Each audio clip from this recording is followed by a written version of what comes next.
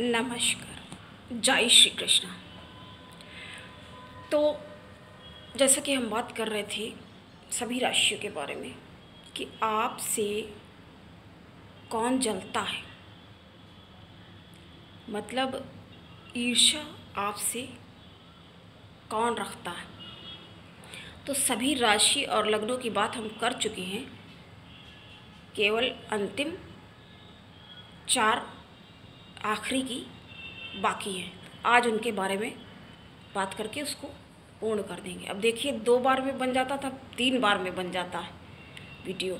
वैसे मेरा प्रयास तो ये रहता है कि 1 बार में ही कंप्लीट हो या बहुत ज़्यादा 2 बार में, लेकिन कोई ना कोई वजह से अपनी तरफ से मेरी कोशिश नहीं होती है कि हम इतना लंबा कई दिनों तक एक ही बात और टॉपिक को, लेकिन हो जाता है।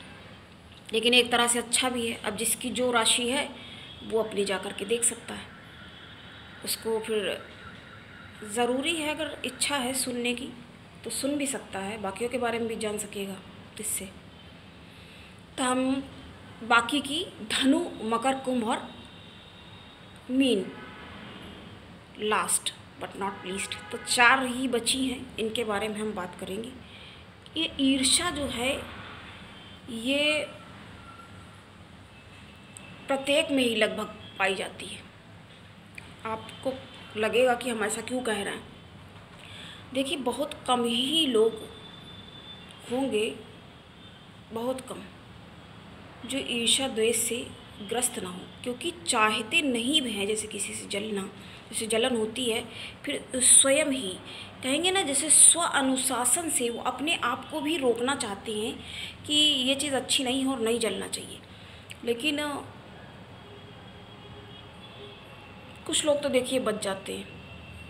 अब जैसे धनु मीन वाले हुए और वृष वाले भी कई बार बच जाते हैं, लेकिन कभी ना कभी तो चपेट में आदमी वही रोग की तरह बिल्कुल है कि कहीं ना कहीं किसी भी कोने से आके जैसे पकड़ लेती, जकड़ लेती। तो ईर्ष्या तू ना गई मन से है, बहुत कुछ है इस पर बताने के लिए, लेकिन अभी हमें इसको कंप्लीट करना है। तो अब हम लोग बात करेंगे, हमने पहले ही बोल दिया कि धनु की बात कर रहे हैं हम।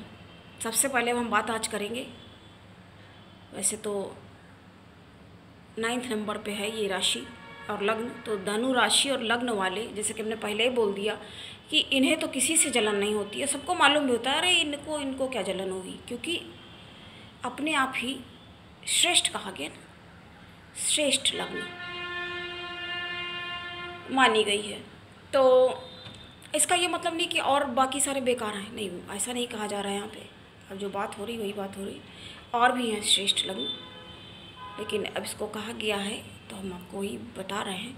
तो इनसे तो लगभग हर कोई जलता ही है, क्योंकि देखिए सबसे बड़ी बात पता क्या है, सबसे बड़ी बात ये है कि जैसे कहा गया है सफलता के 1000 बाप, तो उसी तरह से अगर कोई, हम आपको इसका भी एक बहुत अच्छा पक्ष भी बताएंगे ईर्ष्या द्वेष का, कि अगर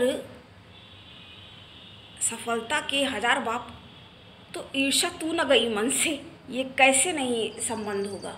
अगर देखिए कोई बहुत सफल है तो उससे व्यक्ति नहीं जले तो ऐसा हो ही नहीं सकता, तो उससे व्यक्ति जलेगा ज़रूर।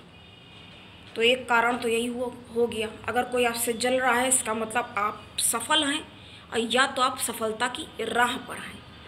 तो एक तरह से अगर आपसे कोई जलता है तो इसको अच्छा भी आप कह सकते हैं, इसको सही, मतलब अपन खुद जलना तो देखो नहीं सही है, क्योंकि हमने क्या कहा है, अगर कोई जलता है तो स्वयं ही अगर वो अग्नि में प्रज्वलित होकर के जल रहा है तो अपनी ही तो मतलब हानि कर रहा है ना, अपना ही तो लॉस हो रहा है। जैसे जलता हुआ कोयला हाथ में से ले रखा है तो पहले तो हाथ ही को जला रहा है ना, फेंकोगे तो बाद में किसी और पे। तो उसी तरह से वही मामला पूरा ईर्ष्या का भी वही मामला है। तो अगर कोई आपसे जल रहा है तो इससे ये भी तो पता चल रहा है, तो जलना अच्छा है। अगर आपसे कोई जलता है तो ये बहुत अच्छी बात है, क्योंकि आप में कुछ ना कुछ क्वालिटी, कुछ ना कुछ गुण तो होंगे। देखिए हमने इसका पॉजिटिव पक्ष आपके सामने इस तरह से ला दिया। तो आप में कुछ ना कुछ क्वालिटी होगी, कोई ना कोई ऐसे आप में ऐसा पक्ष उसको दिख रहा होगा पॉजिटिव, जो उसके पास नहीं।